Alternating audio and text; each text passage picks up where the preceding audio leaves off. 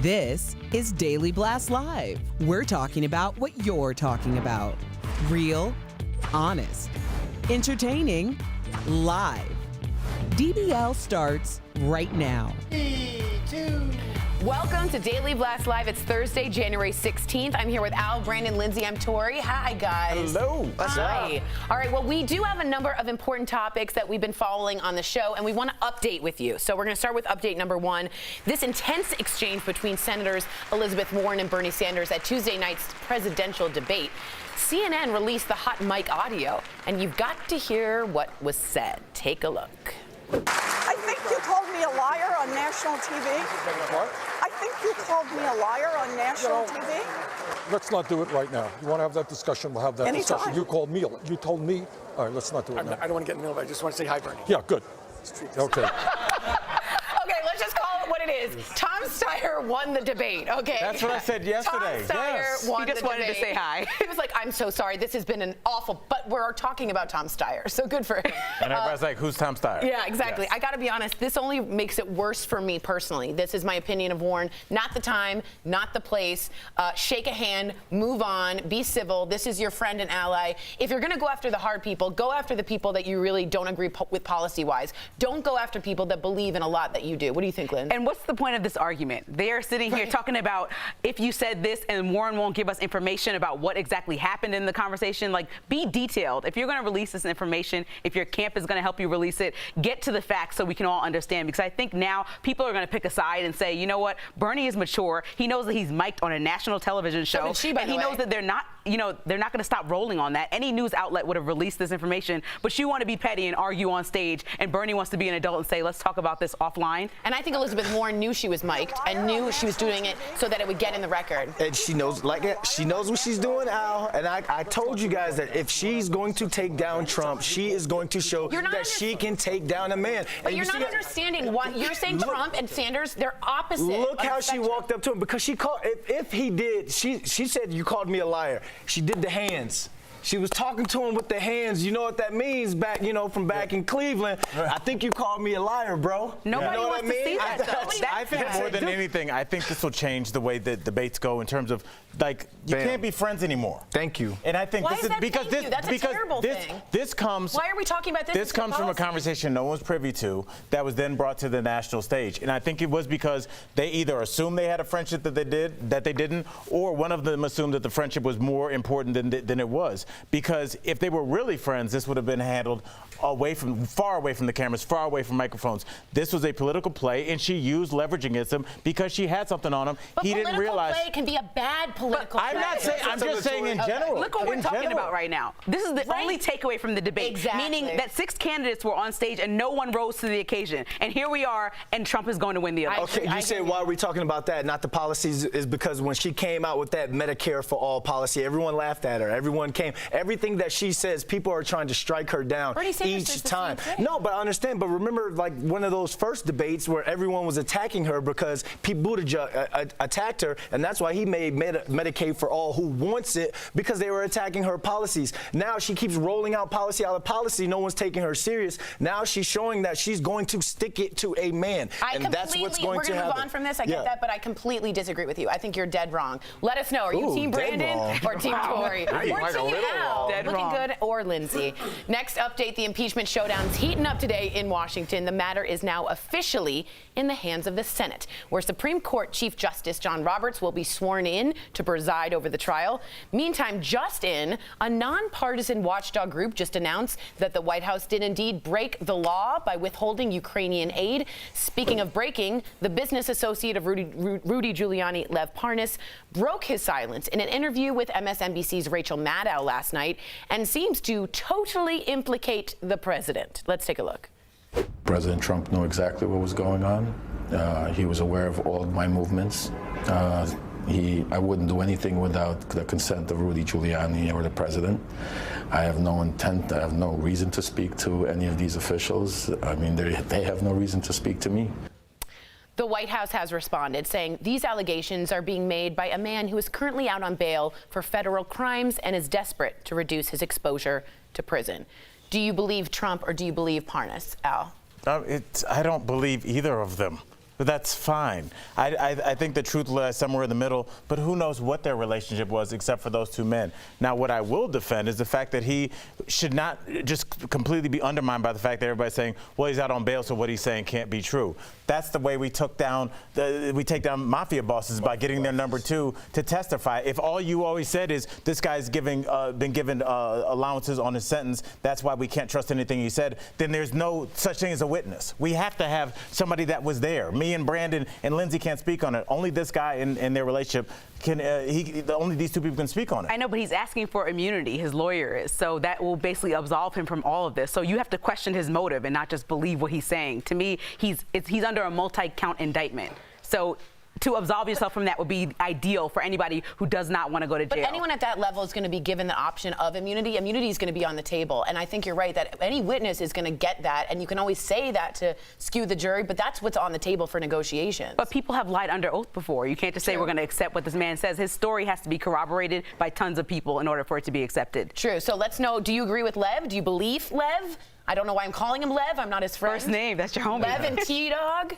Final update. New audio is raising serious questions about the Delta pilot who dumped jet fuel, you remember this from yesterday, over several Los Angeles schools, soaking children and adults in the process. Now, we do know the plane was experiencing engine trouble. It had to return to ALX on Tuesday, but now we get to listen to the exchange from the pilot to the air traffic controller. Got the engine, and we have compressor stalls. We've got it back under control. We're going to come back to LAX. We're not critical. We're going to slow to 280 knots. And watch turn us downwind at 8,000, keep us out of the terrain, and then we'll turn back into LA. Okay, so you don't need to hold the dump fuel or anything like that? Negative.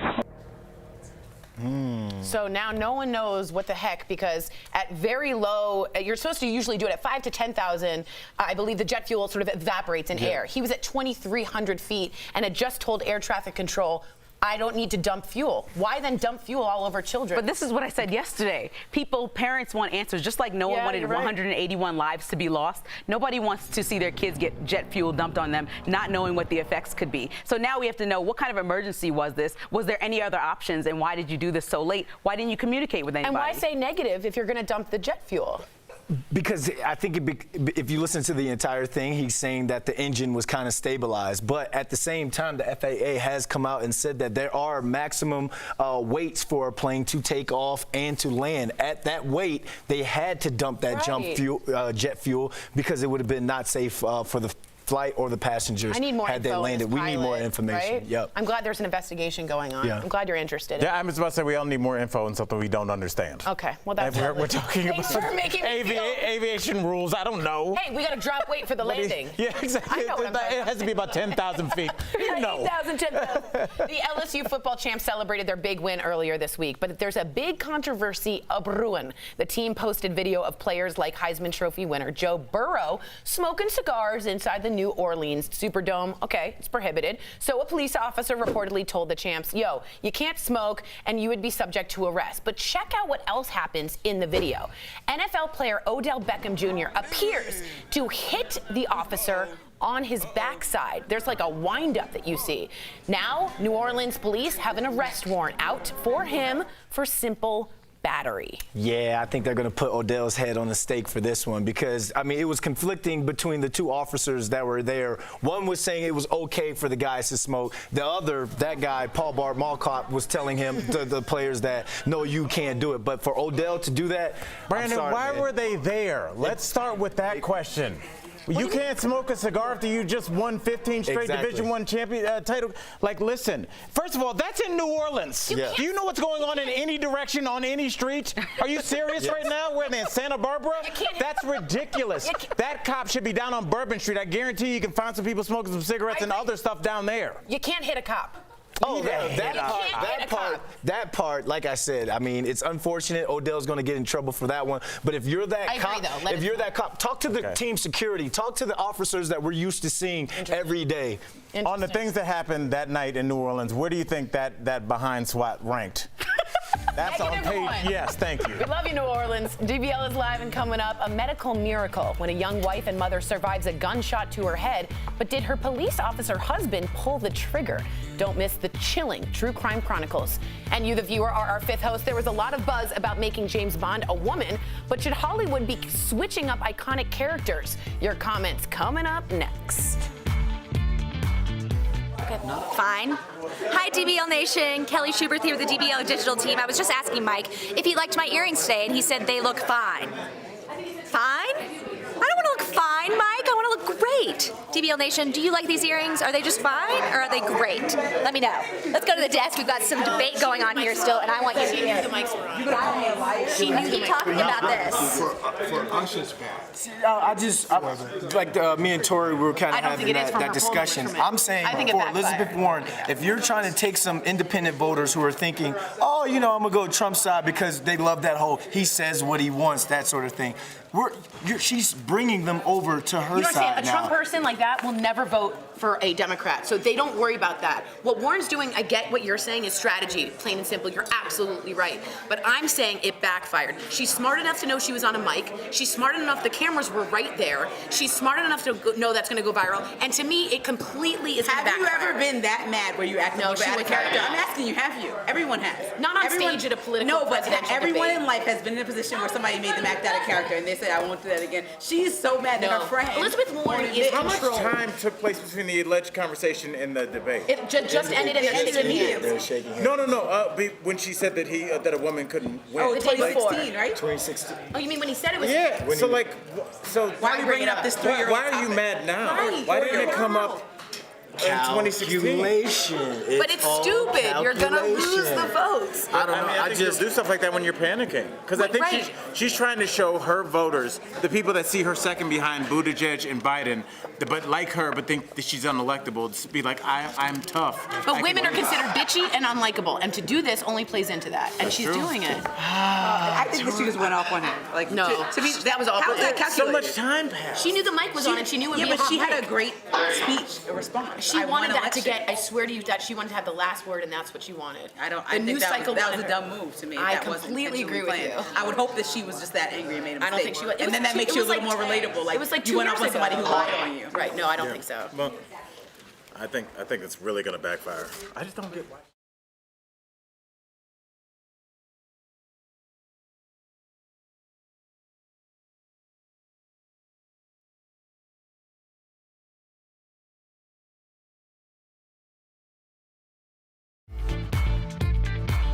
Welcome back to DBL. Daniel Craig will retire as 007 in No Time to Die, and you've got a lot to say about the iconic character's future in today's fifth host. So the female producer who oversees the franchise, I think her name is Barbara Broccoli, says Bond can be played by a male actor of any race, but she'll pass on making the spy a female. Now, the last time Hollywood switched up genders in a big way was Ghostbusters in 2016, and it got slimed at the box. Oh, I love what you did there, It's not Tori. me. It's not me. I gotta give up Anthony. That was a Nice good job, one. He's our Anthony. producer. Anthony. Way to go. DBL Nation, should Hollywood ever switch up the genders of iconic characters? Okay, Rodriguez from Facebook says Bond should always be a man, any race or color, but never a woman. Stop wrecking the fantasy of Bond for gender equality. Listen, Rodriguez, I disagree. I think the best actor should get the role. I watched Ocean's 8. I loved it with Sandra Bullock and Rihanna, and just like I loved Ocean's 13 with all the guys in it. So let the best actor get the role. You liked Ocean's 8? I did. Oh. Genuinely. Nick from Facebook says maybe instead of turning all iconic male characters into women to fit some kind of make-believe agenda, Hollywood could write something original and cool for women. Like Ocean's 8. No, but I look at it as a situation. Why not create? I'm with you in a way, Nick, because create some sort of great storyline where there's a long-lost twin of James Bond. Maybe she's Jamie Bond or something, and now Jamie Bond she's and raised James up. Bond. She's raised up from like Turkey or somewhere instead of England or the UK. Like, make some sort of cool storyline. You're not feeling it, Al? Jamie Bond from Turkey. And then he goes to me, you not feeling that? No. Yeah, no. I want to see Brandon like just up in the glass conference room and right in LA, right in Beverly Pitching an Hills. He's idea. like, all right, guys, I got the wrap pitch. this You guys meeting. ready to all be rich? Jamie Bond from Turkey. Do you validate? All right. Seven knows. Just like knows that's the Man, bitch. move on to the next comment, all right, please. that was The funny. fifth hope. Severin from Facebook says, why can't she be her own character? Why does James Bond have to be a woman? Give her her own lane instead of an own story instead of something recycled. Severin, I think the problem is I think they keep trying this, but people don't go see them. The reason we're still talking about the Avengers, Transformer, Batman, Iron Man, these things have been around since 1920 because people know what they know and they go see what they know. They don't want to see something that's brand new. At least a lot of people don't. They want to see what they're familiar with. That's why the Avengers has been around since the 30s or 40s, and we're So still only talking about white guys can get these roles? What's that? No, make a new story. That's what they want to Make a new see. story. Wonder Woman broke the box Wonder office. Woman, Listen it to wasn't this. a new Someone wrote story in. though. Michael Sane says, now how would you feel if Wonder Woman was now a male? That's interesting. Ooh. Coming It's up called on DBL. Superman. A police officer's wife gets shot in the head. We just have to roll the prompter. She survives, but suspicion lingers why she thinks her own husband wanted her dead. In True Crime Chronicles, coming up next. For that.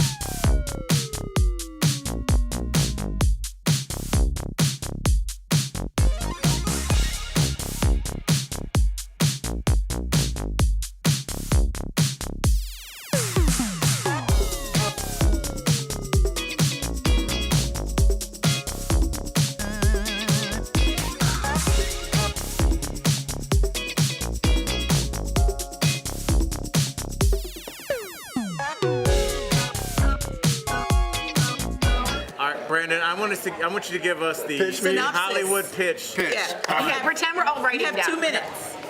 Hey, Brandon, welcome. Welcome. Hey guys, Hi. I got a plan that's gonna get Al. Get your 401k ready. We're gonna get rich off this one. So, you know how we've been having a problem with everyone saying like James Bond should be a woman now. I've got the storyline. They were separated at birth. Who's they? James and Jamie were separated at birth. One moved to the UK. The other was was moved to America but did boarding school in Turkey. Are we They talking about grew Jamie up. Foxx? No, he thinks the twins' name is Why is Jamie she in the Bond meeting? from She's James. a PA. Why is she in the meeting? Why is your assistant in the What are meeting? the chances that they were both going to the same profession as spies? Were they both? Because they were both orphans, separated at birth. One went to one family. Did they have a good the other bond went to between another them? family. And they both went to families that raised spies. Spies in your blood, just no, like they didn't raise. firefighter. They didn't raise because the CIA of each country, M16, took them from the orphanage because they knew they had no family, and then they raised them to be spies. Now one day, because of 23andMe, Because They of took- 23andMe. And 23andMe sponsors the film. That's why we're going to get There we rich. go, and they got some money. see, See, there we see. go. Flawless contour. Look and feel beautiful. Guys, quiet. Here we go. Signing out. Welcome back to DBL. In 2016, a police officer's wife was shot in the head with his gun. She survived, but the mystery is far from over. And it's now the subject of a new podcast called The Officer's Wife. We have your first look into DBL's True Crime Chronicles.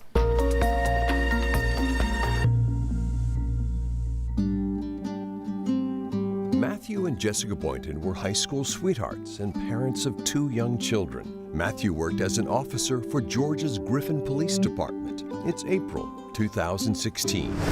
Are you on EMS? Mm-hmm. Can you please dispatch a unit out to my location? Matthew is off duty and away from home. He calls dispatch claiming his wife is home alone and suicidal.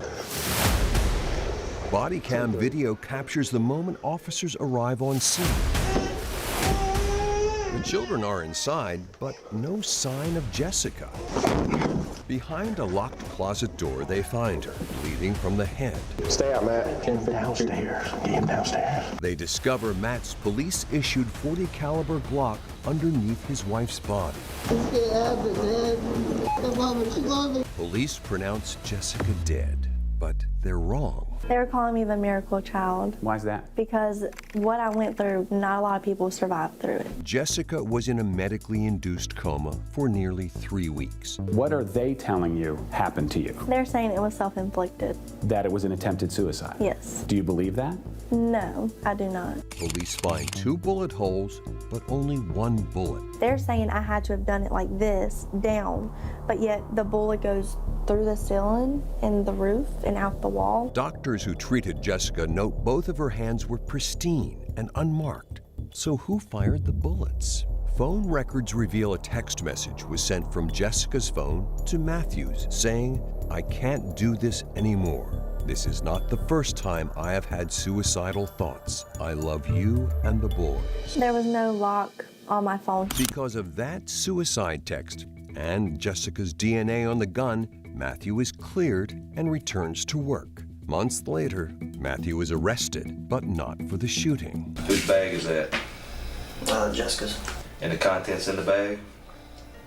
And it's got all her stuff in it. Jessica had filed a formal complaint after Matthew took her belongings while she was in a coma. Man, you put me in a situation where I don't have any other choice. Matthew is fired and arrested on 2 felony charges.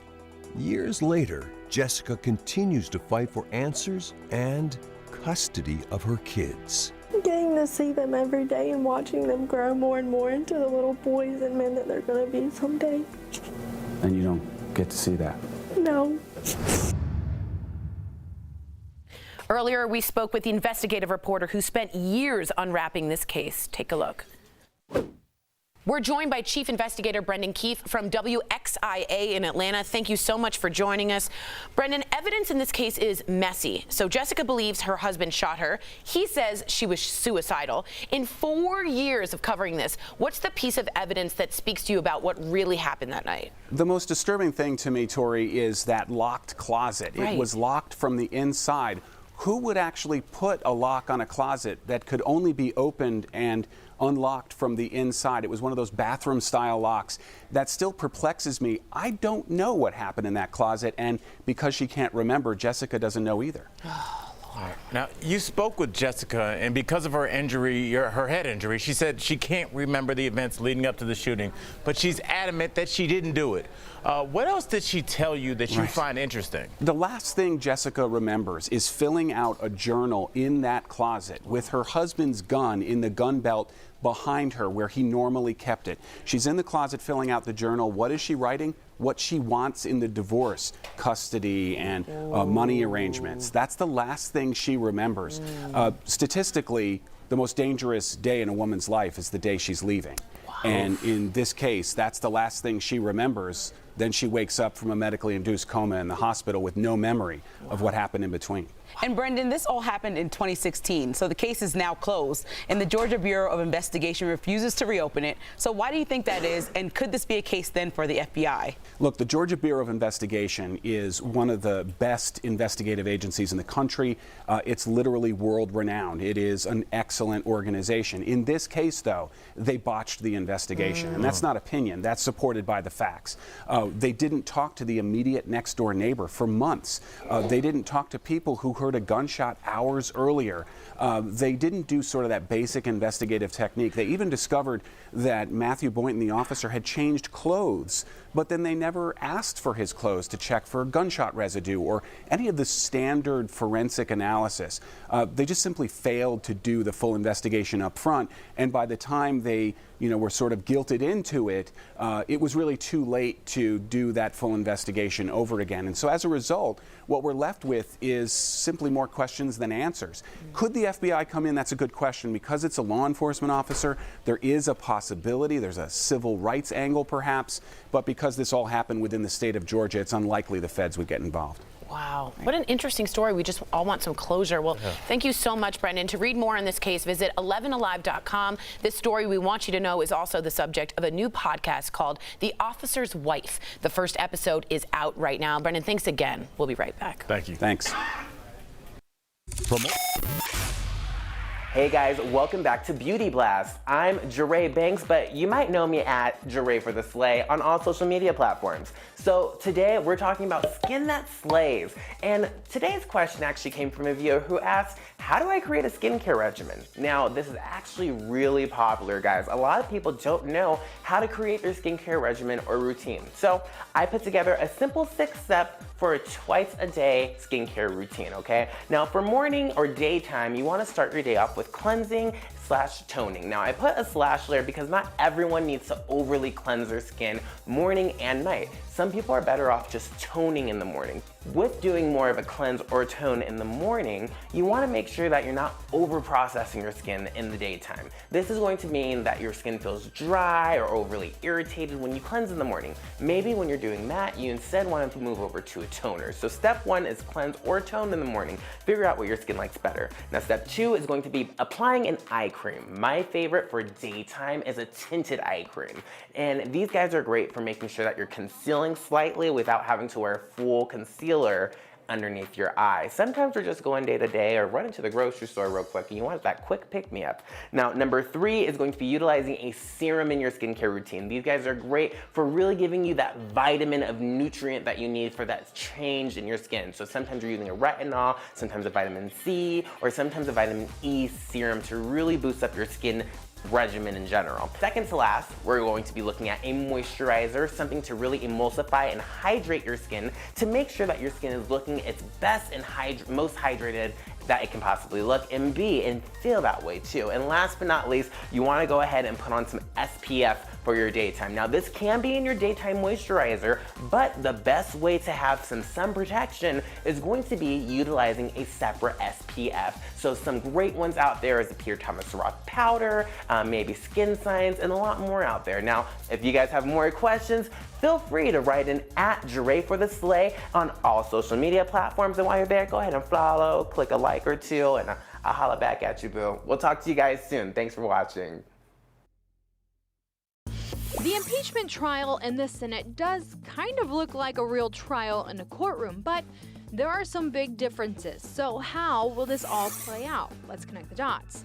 First up, the similarities. There are prosecutors, in a sense, the managers named by Nancy Pelosi. They are members of the House who try to make the case for removing the president from office. There is also a defense team made up of lawyers tied to the White House and the president, and prominent Republicans. They will argue why President Trump should not be removed. There's also a jury, sort of. It's the Senate, who are supposed to make their decision based on the evidence. And just like real jurors, they aren't really allowed to speak. The big difference with this jury is they are allowed to make the rules for how this trial will play out. There is also a judge, Supreme Court Chief Justice John Roberts. He can step in and issue rulings, but those can be overruled by a vote in the Senate. All of us will have to watch and wait to see how this will play out.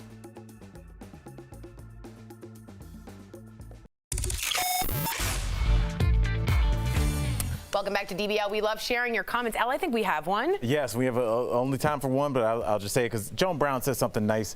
Joan Brown is the nicest human being. She's so nice. It's Joan, makes me feel we really better. appreciate you when she just says, "You ladies look so sweet today." Goes along with your personality. Joan, you are so sweet. Thanks, You brighten our day. Joan. So thank you. Stop it. Don't stop it. Nothing about the fellas, Joan. Come on. And the fellas. Come on, Fellas girl. look nice too. They do. We'll see you same time, same place tomorrow. Bye, guys.